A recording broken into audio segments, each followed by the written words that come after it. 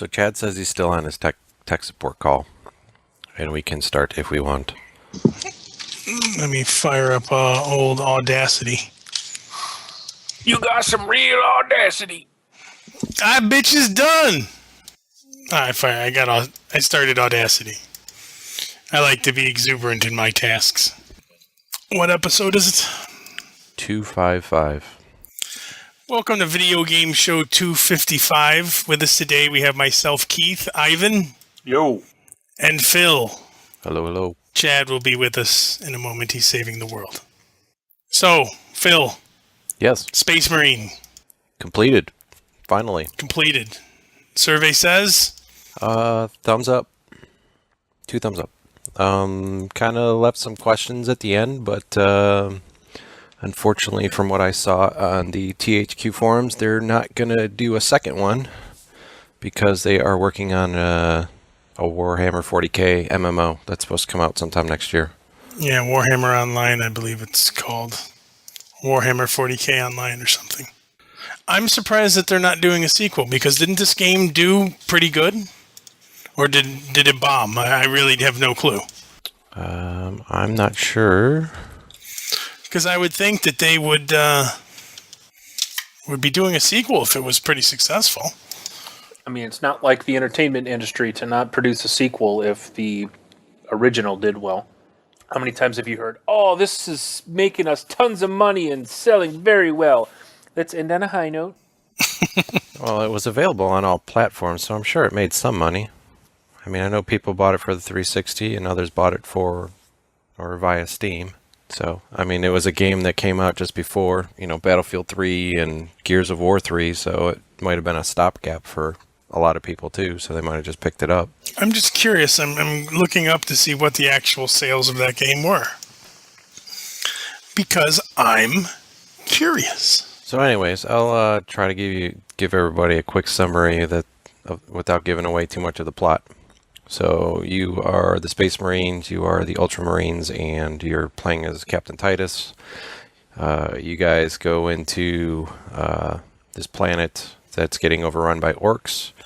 There's you and 2 other Ultramarines. You fight through a bunch of orcs. You find a distress signal from Inquisitor Drogon from the Imperial Guards.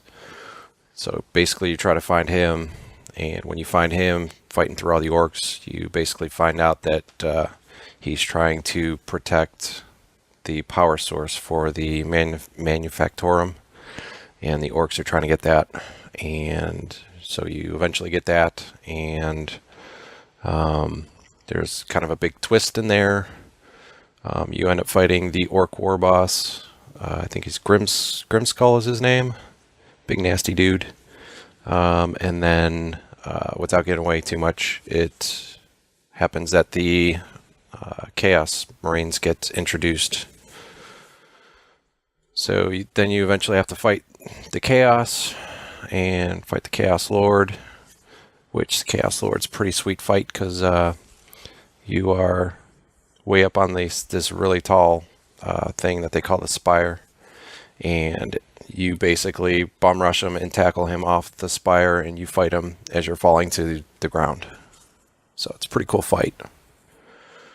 The reason why I say that it leaves a lot of questions that weren't answered is because when you get the power source, they say that it's somehow related to the Chaos Marines. So at the end, there's kind of some accusations that Captain Titus is somehow linked to the Chaos Marines. Keith, I don't know you probably know the lore a little bit better than everybody else, so I don't know if you're familiar with any of that. There's always things like that going on. I mean, it's just there's constantly things of chaos with the Space Marines. That's like the big storyline with Warhammer. But now when I have the game and I played it some, but to me it felt very like I've already played the game before. Don't get me wrong, I enjoy it, I like it, but it did feel kind of like I've played this before, with Gears of War and that kind of thing. Cool game. I just think that I don't know. Maybe they got to do something different with that genre to kind of break out of that, or maybe they don't want to break out of that kind of game style. I don't know. Well, it's funny because I was reading a couple reviews not too long ago, and one guy saying it feels too much like Gears of War, and obviously the guy's thinking that Warhammer stole from Gears of War when clearly Warhammer 40,000 has been around 20 plus years or whatever, well before Gears of War even came out. Also, that gameplay was kind of there as well. It was just made huge by Gears of War. Right. I mean, the universe has been there forever, but it just seems like at this point in time, you're right. We have played this game. It's just too bad that it came out took them this long to bring this game to everybody. So you think if this game came out at a different time, it could have just been like the huge mega game? I would say so, yeah. I mean, even what I said before, it feels like when you're playing the multiplayer, it's got that Gears of War Unreal Tournament feel to it. So, I mean, they did do a lot of cool things in the game that's somewhat different from all the others, but still, there's still a lot of similarities. What didn't you like with the game? There was a couple glitches that I ran into. You mentioned when you're playing in the campaign, the big thing to do is to stun the person and do a finishing move to help gain health, right? Yes. So it was very glitchy when you were going to do finishing moves because you could find yourself, falling off of like a bridge or a platform or something. And then there was actually one time where I did a finishing move and I ended up stuck in some rocks. Like my character ended up inside of like a humongous boulder and there was no way for me to get out other than to basically die. Just little glitches like that. Just little minor things, of no consequence. No, right on. I mean, I like I said, I have it. I just haven't finished it. But I've been enjoying it so far. Yeah, it was neat. Like we said before, the world is really, I mean, everything around you is really cool. And yeah, I love the Warhammer 40,000 world. Warhammer and Warhammer 40,000 probably have the coolest world. I like that world, like the Warhammer universe. Yeah, there's a bunch of different little achievements throughout the game that kind of give you a little bit of replay value. There's certain achievements for like go through a chapter with only using the chainsword and the pistol and no other weapons. And there's another one where you use just the rocket launcher thing. I can't think of what it's called off the top of my head. The Vengeance. I know what you're talking about. Yeah, the Vengeance Launcher or something like that. Which that thing, cool weapon, but it's not really worth putting the effort into using. Basically, because you fire it once and then you have to hit the reload key to basically detonate the rocket. So it's not your typical rocket launcher. So with that said, the thing that I would say is I played on normal mode, which I went back and I read through the description again because, there's easy, normal, and then there's hard mode. And for normal, it said, be prepared to die a few times. And then hard is, be prepared to die a lot. So with that said, I did find myself dying quite a bit. So it became kind of trial and error with what type of weapons that you want to use. So, I mean, you've got like your plasma pistol and your axe, your, the power hammer, the chainsword, the plasma gun, the melt-a-gun, which is like your shotgun, the sniper rifle. So it kind of became trial and error with what weapons to pick up just before a big boss fight or a big horde of things to fight. Yeah, I just remember, like I said, I haven't played it Oodles, but I know that it seemed like it was big to be able to do the executions if you wanted to stay alive. Yeah, they make the boss fights a little difficult too because you usually get 2 or 3 waves of things running at you too that you got to deal with. So yeah, it wasn't just go and beat up on one guy. So they made it a little more difficult. So I'd say it took me about just under 20 hours, 14, 16 hours, maybe something like that, with all the deaths and trial and error and whatnot over a couple weeks. So, I mean, if you played it in easy mode and just wanted to buzz through it, I'm sure you can make it in 8 to 10 hours easily, or even well under that. Right on. Have you done anything there new, Ivan? Negative. Just been playing Left 4 Dead with you fools. Yeah, Brian got Left 4 Dead now as well. So you guys got some new achievements. Does that mean that they've added new content or no? I don't think they've added any new content of recent, but I could be wrong.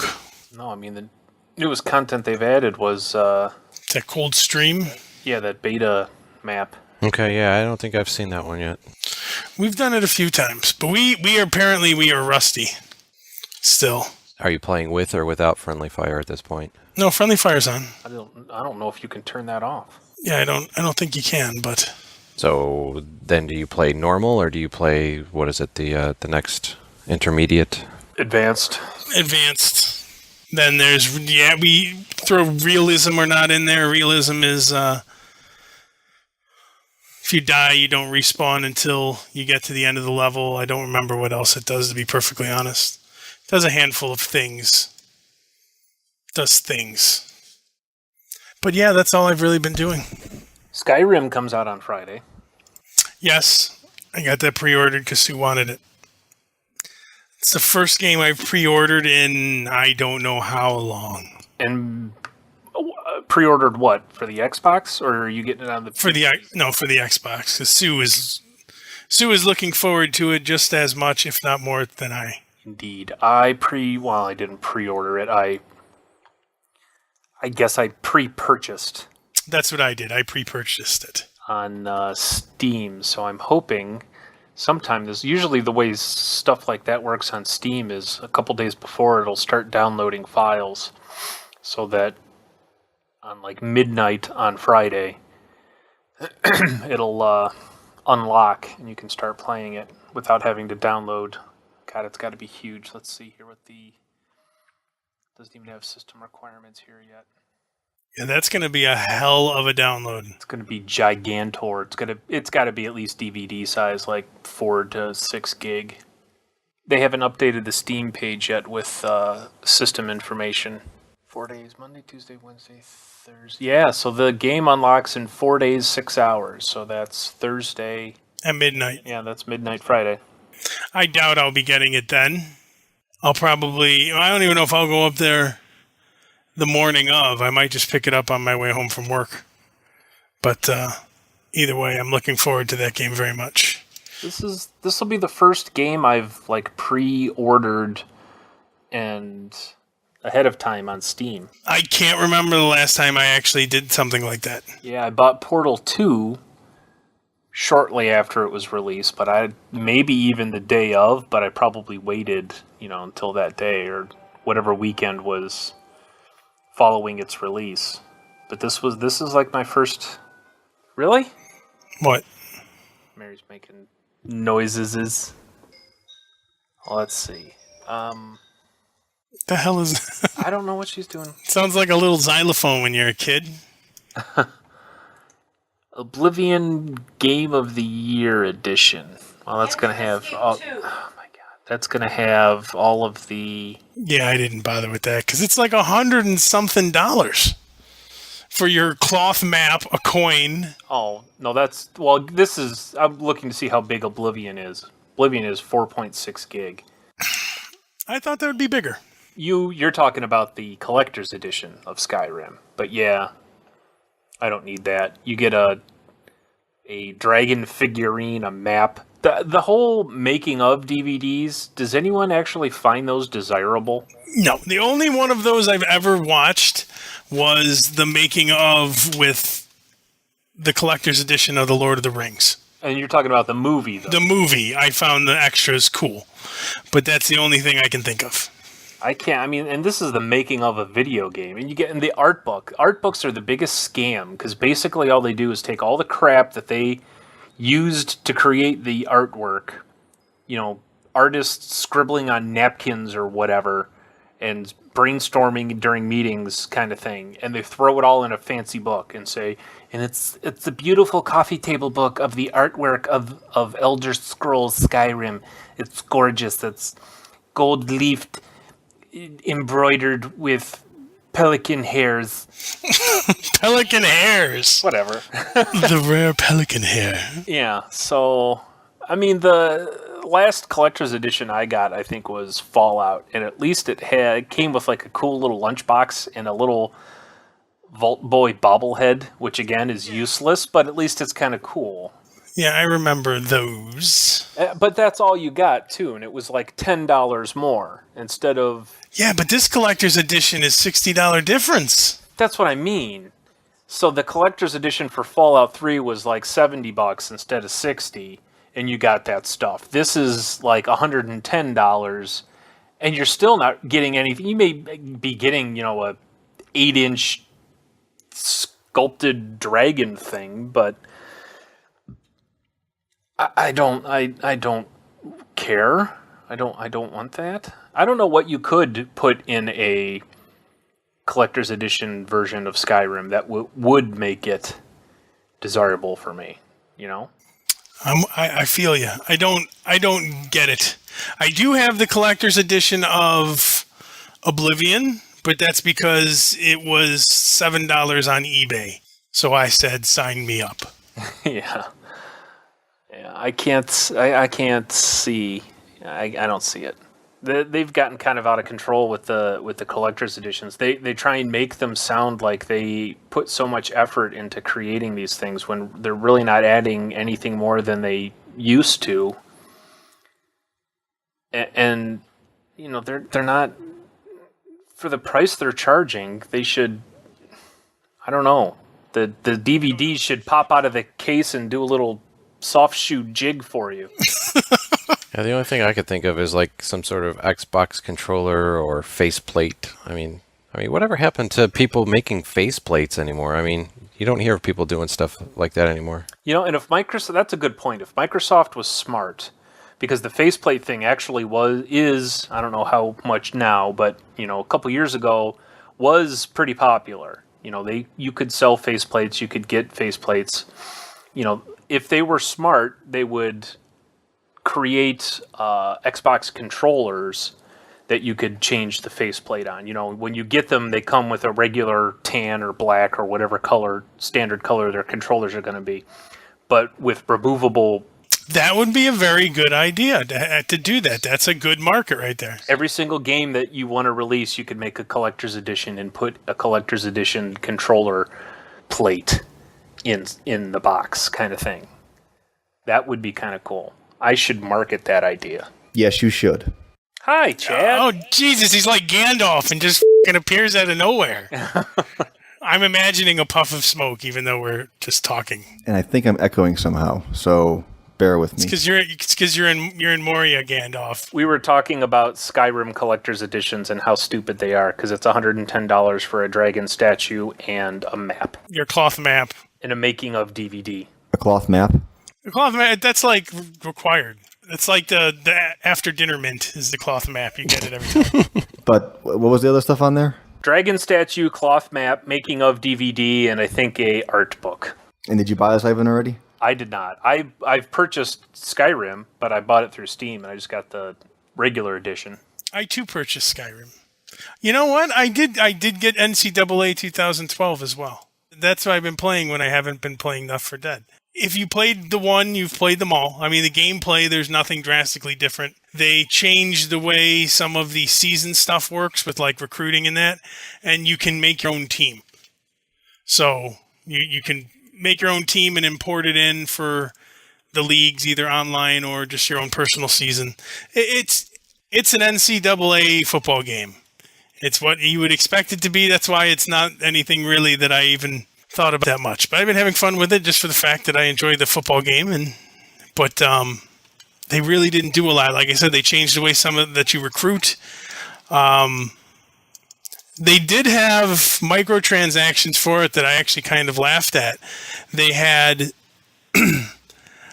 where you could buy extra pipeline states to recruit out of. You can get by with real money, a recruiting advisor, and it's just, I was kind of surprised. I don't know why I was surprised, but I was kind of surprised that they had that many add-ons to a just college sports game. It's a sports game. But people will buy them, so they're going to Ludicrous. put them out there. Exactly. But like I said, and I guess that's good because it's a very good game as far as football games go, but there's no real big difference between it and the 2008 that I had. Same gameplay, same everything? Very similar. I mean, it looks cleaner. The controls are a little crisper. That's what I'm saying. It's everything that you would expect a next line football game to be. I wouldn't say it's awesome because it's also the only gig in town. There's no other NCAA football games out there? No. EA has the lockdown on everything, man. It's good to know. What did I miss, by the way, before Skyrim? Phil was talking about the Space Marine game. And how'd it go, Phil? Was it good? I enjoyed it. Is it good? It was good. It's real good. Yeah, graphics really good. World is cool. Everything, around you looks really, really neat. Real good. A little bit of twists. Turns. Looks real good. Looks real good. Looks good. Tried not to give away too much, but Gonna be talked surprised. about how when you do your finishing moves, Gonna there's some shock glitches ya. where you can get stuck in geometry, and Oh, now I'm in geometry over here. there's a little bit of bad collision. I don't know why the Space Marine sounds like a little Dago now, but hey. Okay, and then that, and that was Sky, and that was it. That and Skyrim, right? Yes. We did good. We did good. That's a good kid. We did good. Good kid. That's a good kid right there. Good kid. Yep. That's a good kid. Does anybody have anything else to throw in for this episode? Did you even put a start in the show? Yes. Yes. Jesus, what do you think? We're amateurs? We're good kids. We've done this before. I've never done this. This is the first time I'm doing this ever. I don't know what's going on. Worst website ever, by the way. .com. No, the Skyrim website is absolute shit. It's all just screenshots. If you want absolute check out Warhammer 40,000 Online's website. It's one page. You can't even do anything on it. You click a little. The only link goes to something like, it's year 40 something something and there's war. So in Oblivion, you could pick different, they didn't really have classes, but you kind of tailored your guy towards a melee fighter or a mage or a range guy. I was kind of hoping to see that kind of information, Oh, they talk about that on the little trailer things. I don't want to watch a video. I want to text. This is where having Sue enjoy it helps me. What they basically do is you're not having any skill points to spend. Okay. It's going to be what you use is what's going to make it go up. So if I find a bow early on and I use a bow to kill everything for 20 hours into the game, I'm going to be really good at using a bow. Yes. I'm going to suck at using a sword. Yes. Okay. I can live with that. It's essentially the same thing. Yeah. You either always use a bow or you always use a sword, or you put points into making your bow skill better. So it's the same thing. Yes. Of course, that sucks if you want to be a bow guy and for the life of you can't find a bow for the first 20 hours of the game. I'm pretty sure you're going to be able to go anywhere and just buy a bow. It is a bow. I don't think it's going to be that difficult. I think you guys both need to go and pre-order the 4-disc Skyrim soundtrack. It has good music. I don't mind the music, but I don't think I'm going to go purchase the soundtrack. Now, there you go. That would be a good addition for a collector's edition. I agree that would be. Maybe that's in there. It's not. Oh. Those are literally the things that I had mentioned. I had read about it there. You get the book, you get the making of DVD, you get the dragon statue, you get the map. Then they need to add some lube and the fist because that's what they're doing to their customers who purchase this. So here it is. In addition to including a copy of the game, well, that's nice. Buy all this and get the game free! You do get a copy of the game. This limited edition includes a 12-inch Alduin dragon statue, quote, The Art of Skyrim, end quote, coffee table book, and it's you have to have it on your coffee table, and the making of Elder Scrolls V Skyrim DVD. So that is it. It doesn't even actually So there's a picture, and it's got everything there. And in the picture, there's a map, but it doesn't say that there's a map. There's always a cloth map. It's a given. They don't have to say it. So, yeah, no. So that's what you missed, Chad. I'm going to market Xbox 720 or whatever the next Xbox is. They should make controllers that have removable faceplates so that you could... Because, they've got all these different special controllers. Like, they came out with the originals, and they were that ugly tan color. And then they came out with the black ones. And then, I still like the original Xbox controller, by the way, the big ones. big honking one. Those were the most comfortable controllers ever.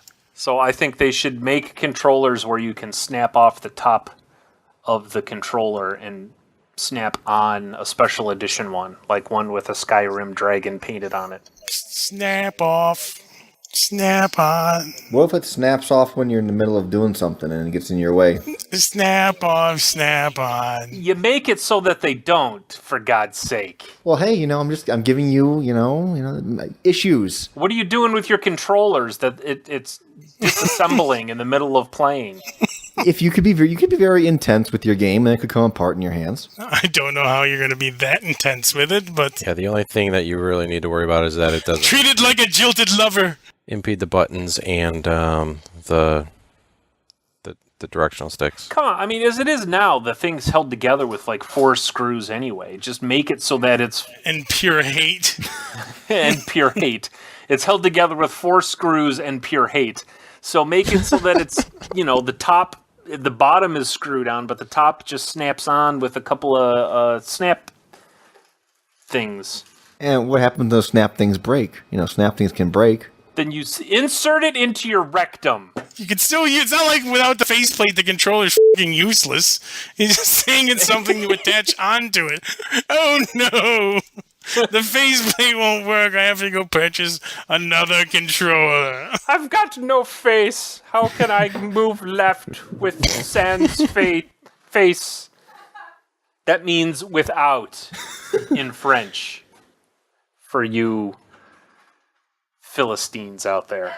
Well, then you make some sort of wrench that people have to buy for at least $4. That's a better option.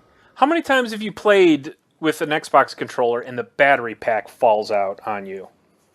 0. Because they designed it so that it snaps in and doesn't fall off. Well, that's the back of the controller. It can't be rocket surgery to create such a device that you can snap a faceplate on without it just, flying Who off. is this mad genius? Hire this man that can do this craziness with a faceplate on a controller. This is crazy. This is rocket surgery. First video game death when, in the middle of a Halo 5 match, the faceplate ejects and lodges into your 12-year-old brother's skull. Throat. Why would you make the faceplate razor sharp? It's shards of shattered dreams. Because the hate that's inside the controller shoots it out like a cannon of more hate. Yes. In order to fit snugly on, they had to pack it with gunpowder. So occasionally, after holding it, after playing, you have to take breaks because if you play it too long, that gunpowder can heat up and ignite, and it will shoot the faceplate off at 1,200 feet per second in whatever direction it's facing. That's a lot of heat. Gunpowder, I think, takes a lot of heat. Sparks. Maybe sparks.